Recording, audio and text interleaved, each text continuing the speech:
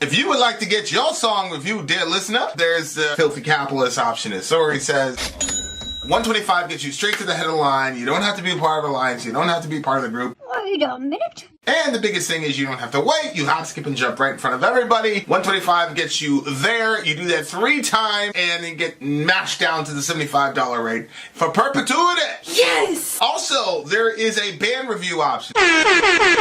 So if you've got a band and you're trying to get your band some exposure, hit me up at vinsori@gmail.com, and I'll show you the details about how to pull that off. You can also jump on Patreon, and there is a option on the tiers to be able to get your band reviewed. Yep. Obviously, we can't lie to you, so we can't guarantee a positive review. Get what you get. It's just rubbish. Rubbish. Rubbish. That's British for garbage. My favorite is the community option. $1 at the gate gets you in at Patreon. You get to join an alliance. The alliance joins their points together, and that helps determine what songs that we do. The alliances hang out on Discord. Message me on Patreon to get the link. And they do all kinds of other cool things. They do Minecraft, Dungeons and Dragons. Yeah. It's really a community within the community. Anybody can go on the village, facebook.com/Vin and Sori. There's 160,000+ people on the channel. What's cool about the Discord is that it offers a real opportunity for community connection, friendship, that type of thing. And it's on Discord, so if you're not a Facebook person, it's for you. You start off at $1. Right. Plus you get exclusives. Sori and I are working on a song. So the first 15 seconds of that was on Patreon. Also, at $15 tier and above, when we actually debut the video, they're going to be there live with us. There you are, dear listener. Fire merch. Cheer stream. All right, you guys. Radiohead. Yeah, Children of Fire is my second favorite Oh Sleeper song. That song is hard as hell. Yes. Or heaven, whatever you want to call it. All right. Okay. Radiohead Let Down for the big homie Gabe. DJ Gabe. DJ Gabe. Okay. Note from Gabe. Thematically, I get strong, comfortable, numb vibes from this song. It's not a one-to-one comparison, but I interpret the song as being about being trapped. The Pig Floyd joint. Comfortably young. Comfortably numb. Yeah. But I interpret the song as being about being trapped by your life situation, having no real choices, and having to give up on your dreams. Where? Lead singer Tom York said, "I was pissed in a club and I suddenly had the funniest thought I'd had for ages. What if all the people who were drinking were hanging from the bottles? Oh my God. If the bottles were hung from the ceiling of a string and the floor caved in and the only thing that kept everyone up was the bottles. It's also about an enormous fear of being trapped." Oh God. All right. Good God, man. I hate being trapped. Do me a favor and message me that link. I shall do that. Good. Do it. Copy link address. It's going to be coming from... What does he have you in here as? Because this is not mine. Oh, I'll just put your phone number, I guess? No, Your Grace, this is your computer. Oh, I got to... So just send it to my phone number. To your phone number. Didn't he have you in there as mom or whatever? Who knows? We have some technical difficulties, dear listeners. Surprise, surprise. No. Surprise, surprise. I think this is a sign that he's not very happy with me. That who's not happy with you? The person whose computer I'm using. Because I don't even have a name. I'm just a number. Oh, boy. Here you go. No, everybody's just numbers, so it must not be saving on this. Okay, there you go. I sent it to you. This dude is... He's got some problems, this guy, huh? What the hell? He thought of the bottles like people were hanging from the bottles? Yeah, but I think what he meant was that the bottles were hanging and people were clinging onto the bottles. Or did he mean like hanging? I mean, I'm not sure. I have no idea. Let me look I still at that can't one find more that time. link, Ya Rasul. Where is it? Where is it? Is there an email that I can send it to? Oh, you know what I'll do? I'll put it in the stream. Then it'll pop up, right? Yeah, sure. Improvise. There you go. Let's see if it comes up. Yeah, I'm gonna read that real quick again just to see if I was once pissed in a club and suddenly had the funniest thought I'd had for ages. So what if all the people were drinking? So pissed means drunk, I guess, right? Like he was all... Or it means angry. Upset, pissed off. Yeah, I don't know why he'd be... Does pissed mean like drunk in British? Is that what y'all say when you're drunk? sounds like something. But go ahead. Yeah, but what if all the people who were drinking were hanging from the bottles? If the bottles were hung from the ceiling with string and the floor caved in and the only thing that kept everyone up was the bottles. It's also about an enormous fear of being trapped. So I'm still not clear on if people were like, if the bottles are hanging and people are hanging from the bottles, or if it's like people are drinking and the only thing that's keeping them up is the fact that they had the bottles that they're drinking No, I think from. he was saying like they were hanging from the bottles, like noose hanging. And then when the floor collapsed, the only thing that they had to keep them up was the bottles, which is that's a pretty crazy picture. What else is a pretty crazy picture is me trying to download this freaking song. Tell me if you need my assistance. Yeah, well, your assistance got us here in the first fucking place, yeah. Well, you know, you have supper in the oven. This is a fucking comedy of errors. You could be happy about that. Can't get videos downloaded. And it was okay, you guys. Seriously, this is what happened. I woke up this morning and I was like, shit, I'm gonna need to order stuff for supper. So I get on the Walmart app. I order our entire meal. I order all of our groceries, and then it gets to the point where you say if you want them to leave it at your door or whatever. And so I thought that I was complete, but I never hit the blue button at the bottom of the screen that says you're complete your order. So the order was never placed. So I wake up later and I realize it's now time to start my day. I have no groceries. They're not even close to being delivered. So I went through the process again. I did the same thing again. I didn't click the button. So then a couple hours goes by. I'm like, where the frig are my groceries? And then I look in there. I said, what the fuck? I didn't click it again? What's you know what wrong with happens? you? I'm trying to work and everybody has a question. I keep telling you to stop multitasking. Yeah, but the thing is, what am I supposed to say? Shut the fuck up. Yeah, I really should. When will you learn? So ridiculous. Everybody had questions. They're knocking on the door. I'm trying to take a shower. Everybody's yelling questions. Anyway, so it took, I'm not joking you, 2 or 3 times before I realized it wasn't in the cards for me. And so I had to do it the old fashioned way. You know, you get in your vehicle and you drive to Walmart. All right, Radiohead. And what I drove there to get, when I got there, I showed the lady, I said, where do I get this brisket? She said, we're sold out. I said, it said that they had them in stock on the app. All right, here we go, dear listener.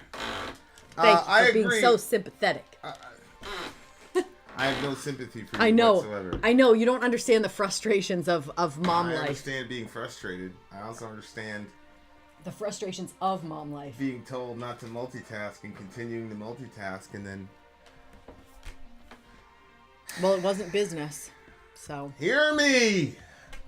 All right, guys, here we go. First time I wasn't multitasking, though. Let down I lyric just video. screwed up. Let's do it. Radiohead letdown. Let's go. Let's feel trapped, guys. Yeah, Let's end on that. I know. Let's end on that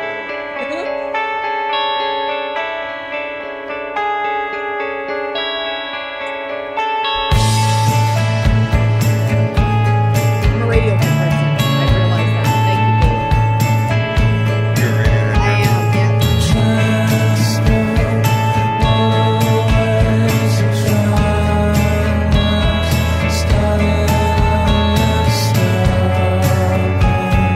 Taking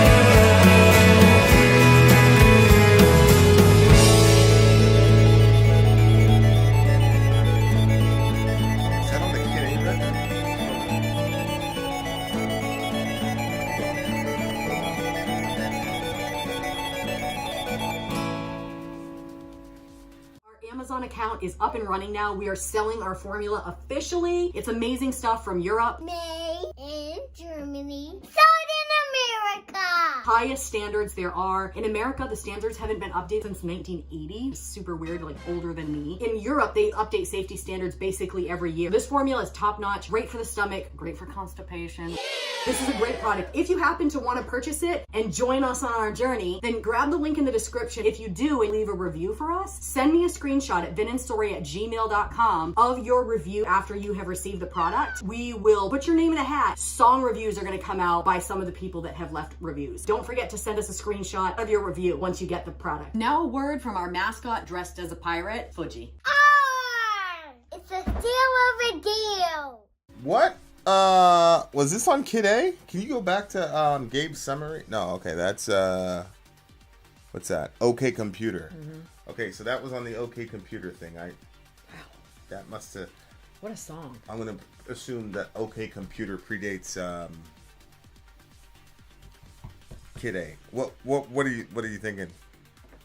Well, I guess I just liked it because I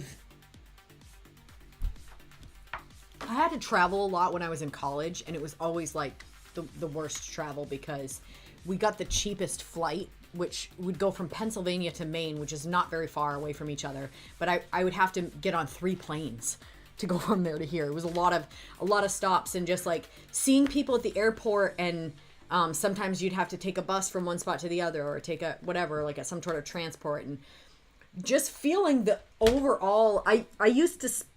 I don't anymore because I have so many people in my vicinity that I'm responsible for. But before, when I wasn't responsible for anyone but myself and I would be traveling, I would just try to feel the vibe of the room, like the vibe of the people beside me, the room. And there was a lot of disappointment in people, like just real discouragement and just kind of going from one place to the next. Traveling for me was always exciting. I loved anytime I got to ride on a plane. I thought that it was fun and exciting. The takeoff, the landing, everything, every bit about it, I just loved. The smell of the airport makes me think of vacation. It's exciting because the only time I'd ever been in an airport prior to that was when I was a kid and we were going on vacation. And vacation with my family was perfect. Absolutely perfect. I loved having my dad there start to finish, and he didn't have to work. So it was just like, I don't know, it was just cool. I really liked it. But that, like, when he talks about the disappointed, and then he says, let down and hanging around, crushed like a bug in the ground, let down and hanging around, shell smash, juices flowing, wings twitch, legs are going, don't get sentimental, it always ends up drivel, which I guess means like nonsense. It just goes away into nonsense. So I remember a time when I was probably like 12, 13, 14, I don't know. And I had gone with a group of other people. We had all gone camping together, and it was sizing up to be a really, really, really fun and exciting time. And we're gonna get to do a lot of swimming and bike riding and all the stuff that I thought was fun. And I was with a group of people, and so as not to drop names, the people that I was with, they started smashing like they were taking the snails out of the water and they started smashing them onto the rocks. And I literally felt like throwing up when they were doing it because I couldn't believe what destruction they were doing. And so when it says shell smash, juices flowing, like that's what was happening to these things. And I was so sickened by it. And I ran back to tell their parents, and the parents didn't care. And I didn't understand because we were all Christians. And so I didn't understand like this senseless destruction of these snails. Like, why? And I thought the kids should have gotten in trouble. And then like wings twitch, legs are going, like anytime that they would harm those bugs or whatever, like they always had like, but then it says don't get sentimental. So it seems like he's like seeing like this stuff, but then he's like, well, let's not get sentimental about it. Everything just kind of goes into nonsense. Then he goes into saying one day he's going to grow wings, a chemical reaction, hysterical and useless, hysterical. And so it doesn't even, I don't know. It doesn't even seem like that there's a lot of like hope in what he's talking about. Yeah, because he just got done talking about basically torturing this bug. Yeah. He said, shell smash, juices flow, wings twitch, legs are going. Yeah. So some sort of... But they're doing it to the shells, and they're also doing it to the bugs with wings. And But then he says one day he's going to grow wings. So he's going to be hysterical and useless. Whereas if you grow wings and you can fly, like, that would be awesome. But I think what he's saying is like, yeah, that's a naive way of looking at it. They would just be hysterical and useless if I actually had them.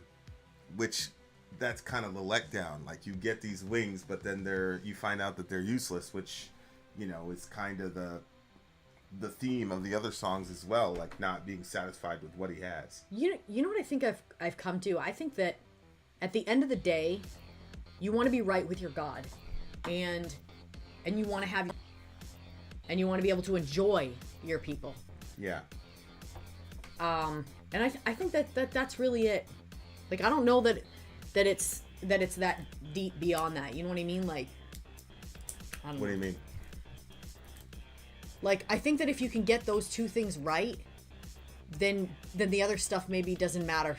Maybe the other stuff's not as important. You know what I mean? Like, the stuff that we stress about, or the stuff that makes us... Well, you only get disappointed if you have an expectation. You can't get this, you know, anytime you're disappointed, it's because somebody performed beneath an expectation that you had of them. So, if you could construct a situation or a philosophy where you genuinely don't expect certain things from people or situations, then you'd never be disappointed. I mean, is that practical, though? I don't know. And it also sounds extremely cynical. Like, I'm never going to expect anything from anybody so I can say happy. It doesn't even sound like a happy person. Well, I mean, the alternative is that your happiness is somehow contingent on other people's performance. Or you set something realistic. Like I said, like, you're good with your God and you're good with your people. You know what I mean? Like, if the goal is I just want to enjoy the people around me and enjoy what we're doing. That's practical, because that's not going to shield you from disappointment. Like, if you say I want to be happy with God and happy with, I mean, who doesn't say that? Who wakes up and says I want to be upset at my God and upset at my people? No. I think that people complicate things, and you want everything to go well, and this and that and everything else. And well, maybe it's, you know, like, for instance, well, I added all that stress to my day running around to get you a specific type of meal. Why? For what? Like, if I ask you what do you want, you're gonna say I don't know, I don't care, whatever. So if I would have just grabbed the first thing I saw, I wouldn't have wasted so much time.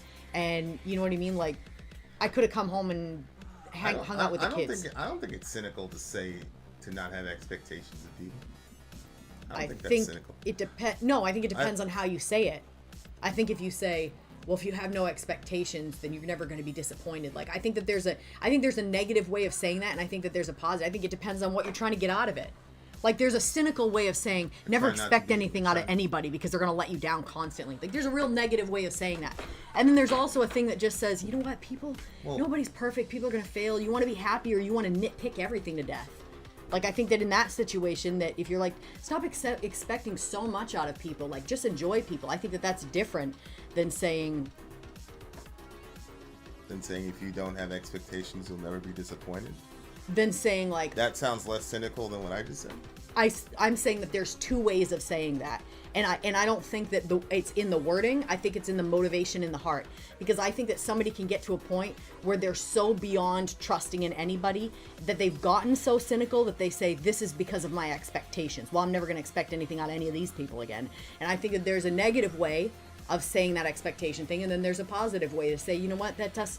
You know, a lot of these things, how much do they actually really matter? Like, I just want to enjoy people and I want to enjoy life, and yeah. So I think it depends on where you're coming from. To me, you're just pushing the problem back to more denials. You're just like, oh, that's a small thing. I don't care about that. We'll just keep it moving. Well, what if it's a big thing? What if the person majorly disappointed you? You're supposed to say, oh no, that wasn't.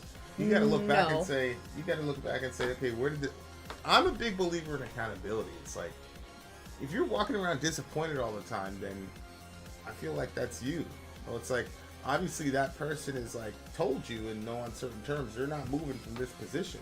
So at some point you have to say, well, okay, then I have to adjust my expectations, because if you, I don't see how it's cynical. I don't even see how it's coming off as harsh. I don't see how it's harsh to say, if you don't have expectations, you won't have disappointments. It sounds kind of Buddhist-y to me. You know, like the root of your suffering is desire. or attachment or whatever. I think it's attachment or desire. So yeah, I don't know.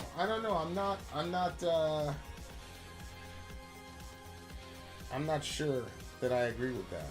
I'm not sure. I think that there's a healthy and an unhealthy way of having. There's a healthy and unhealthy way to say a lot of things, but like, I feel like your way has a lot more danger of being unhealthy because it's got this like sort of Pollyannish washover of every disappointment where it's like, oh, it's not a big deal. It's like, I don't know, man. Some of those disappointments are big deals.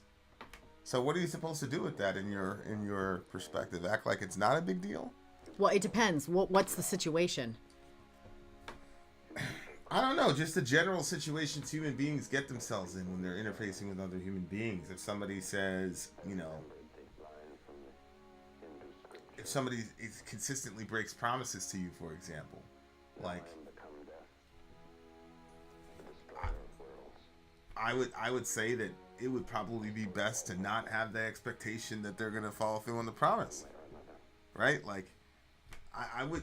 Like, I don't think that's harsh. Like, so that's what I'm saying. Like, that's what I don't understand. Like, I think that a lot of tension between kids and parents has to do with that the parent expects certain things from the kid can't live up to it, so now he's all disappointed. It creates all this crazy cycle of, whatever.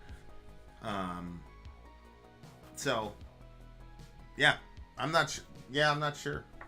It's interesting. I don't see it as cynical at all. I think it depends on, like I said, what is behind it?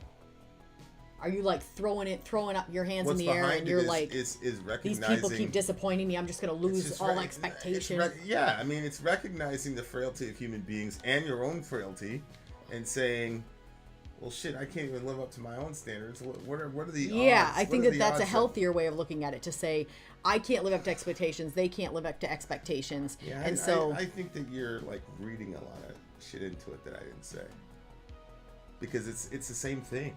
No, I said it doesn't matter the words. It doesn't matter the words. I'm saying it depends on what's going on inside of your heart. If you're like, well, fuck you called all it negative.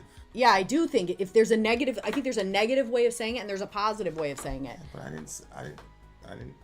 don't think I said it negatively though when I said. I'm not speaking about you. I'm talking about, generally speaking, that there's a positive way of saying that statement and there's a negative way of saying that statement. And the difference between the positive and the negative way is what? Well, I think that it depends on where it starts from. Like, I don't think that anybody can judge that on somebody else. I think it's an internal thing. But I do think you could maybe say, if somebody's like, you know what, like, my expectations are way too high for people. People are going to make mistakes. I can't even live up to my own expectations. Let me just like lower the bar here and like just enjoy stuff. I think that's one way of looking at it. But I think if you're saying, you know what, fuck these people. They never live up to they never can come through for me. They're always, I'm just going to lower my expectations so I don't have to be so disappointed with these people. You see how it's kind of amounting the same thing? Both of them, you're lowering your expectation, but one of them is coming from like this negative place, while the other one is saying, you know what, I fuck up, everybody fucks up. So I don't consider it a negative place, so to say that. Like this was the discussion about optimism versus realism versus pessimism. Like, I think it's realistic. If you get enough data on a person and they're continuously doing XYZ thing, I think it's just realistic to say that person's not going to do that. The person looks you in the face and says, we're going to do XYZ, and it doesn't happen. Like, you got to say to yourself, like, yo, because if you don't adjust those expectations, that's going to create some real acrimony, some real negativity. So that's where I'm like, right. But in that example, you're saying that the person makes that decision before they get to that really crazy point where they're like, fuck this, fuck that person, fuck all. That's what I'm saying. I'm saying, like, yeah. Well, we don't have to agree. I wasn't suggesting that you say fuck that person. I just think that. But you do think that are you saying that you can see that there is a way that somebody could get to that point where they adjust their expectations with that fuck you mentality, and it's not actually going to help, like, if somebody has the where they're looking at themselves to say, well, look, I'm not a perfect person, they're not a perfect, I need to just lower this. Like, what am I doing holding somebody this ridiculous standard? I don't know. I mean, some of it probably had to do with our upbringing, because I saw that attitude. I saw we'll sweep that under the rug, we'll do it again, we'll do it again, we'll do it again. And I didn't say anything about sweeping anything under the rug, though. Yeah, if my mom would have adjusted her expectations, she'd probably still be alive. So Yeah. she did that. What you're saying the entire time in the marriage, if she would have just said, "This dude is not going to change," like, then she would have been straight. You know what I'm saying? So to me, I mean, she can still say that. You can still say that. yeah, but honey, after the 50th disappointment and the 9th time we've had to move, it's not like you can just say, "Oh, you know," I mean, there's gonna be some emotional fuck you to that. I don't think it's unhealthy to recognize that you've reached your limit with a particular person's bullshit. I don't think that's, how is that negative? Like, after all the shit that she went through with dude, like, what is she supposed to be like? Not be cautious of that guy? No, Like, I why think does she? obviously she should be cautious. So of that, why is it of being course. characterized as negative if she's like, man, fuck this dude? She's giving him 50 opportunities. Like, is she that's what I'm saying. Like, if you're constantly disappointed by a person, you're gonna be angry at them too, right? And That's true. So it's Yep. like, that's what I'm saying. It's like, it depends. Like, for me, you know, and you know, this is always sort of like a running debate. Like, is this healthy? Is it not? To me, if a person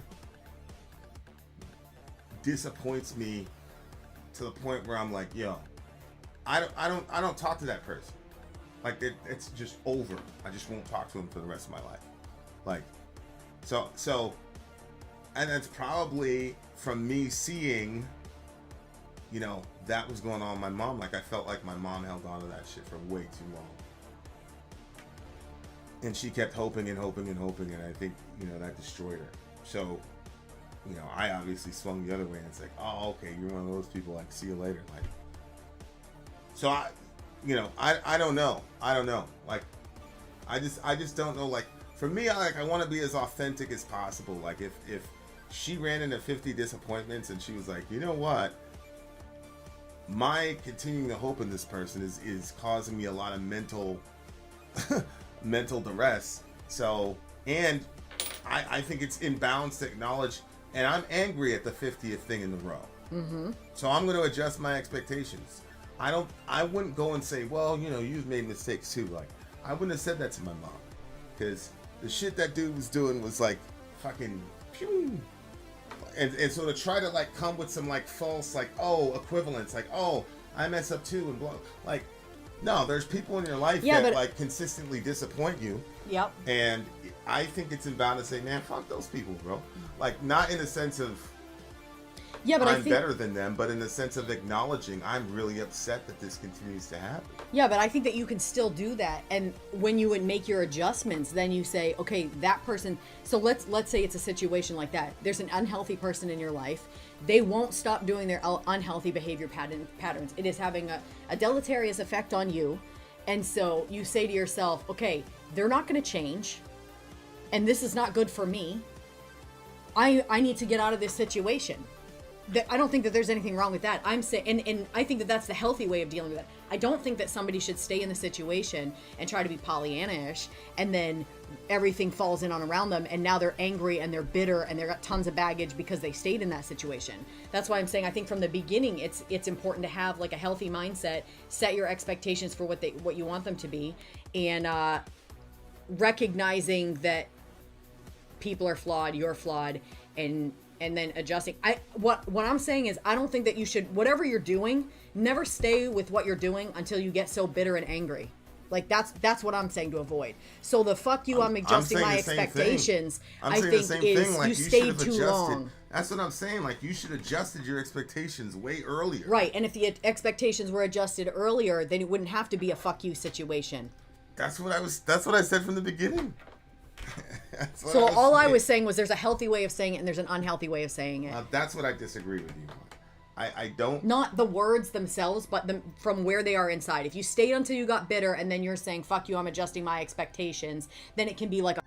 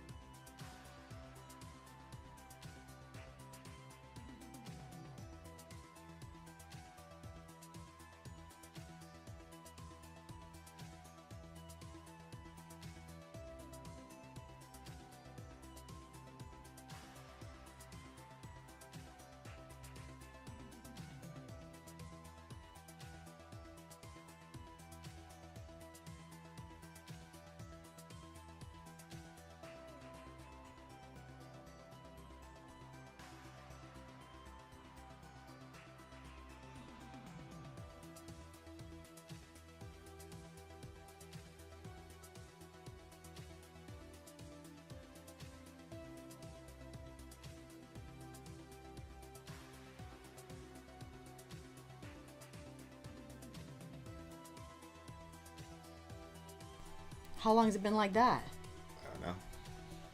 I don't know. I would give this one I really like the smoothness of it. Did make me think a lot too. I'll It's a give this one a 9.7 for me. 9.8.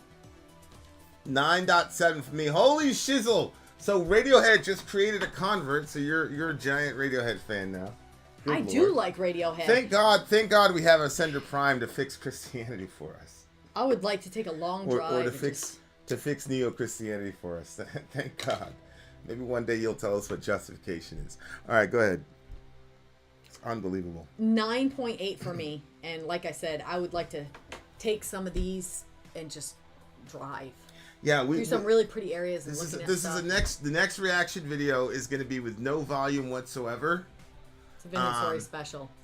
And you guys will catch up on your lip reading skillamagillos. What do they do? Is that what they do? DJ freaking Gabe in the house. Have we ever done anything for DJ Gabe? This is the first one? No, he did the other one. Remember, he said it at the beginning, Tenacious D, so you remember him? Tenacious D, that's right. And yet he still forgot! And yet I still forgot! I remember that pier, because Gabe had that little pier thing on him. What's up, Leonardo? All right, you guys, this is a great... We'll learn to lip read. Hard problem of consciousness. I'm glad you did this, Gabe, because now I know I do like Radiohead. Yes, everything is in its right place. Huh? Get it? Everything is in its right place. That's the name of one of your songs. All right. Much love to all you beautiful people. I am out of here. Vin out. Sorry.